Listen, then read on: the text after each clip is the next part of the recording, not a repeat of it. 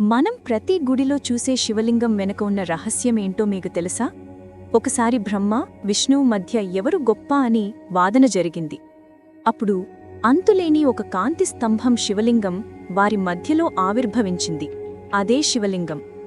ఆ కాంతి స్తంభం మొదలు చివరను ఎవరు కనుక్కుంటారో వారే గొప్ప అని నిర్ణయించుకున్నారు. విష్ణువు దాని మొదలు వెతకడానికి భూమి లోపలికి, బ్రహ్మ దాని చివరను వెతకడానికి ఆకాశంలోకి ప్రయాణించారు.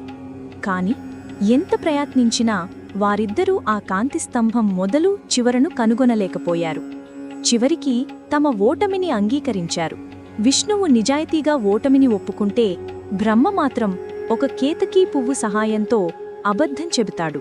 అప్పుడు ఆ కాంతి స్తంభం నుంచి శివుడు ప్రత్యక్షమై సృష్టికి తానే మూలమని చెబుతాడు.